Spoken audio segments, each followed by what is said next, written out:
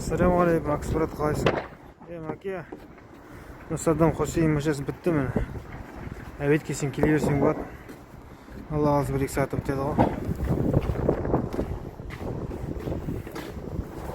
Сен достардан келіп болғанша сол болады ғой.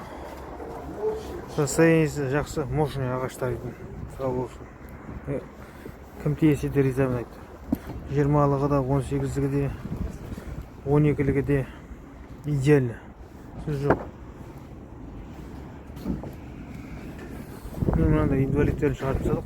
Инвалидтерін санап айта қоямыз ғой, инвалидтер неше пайдасы бар, неше екен. Сосын 22-ліктер де бар екен, 22-лік. Бір 10 штукта 22-лік шықты.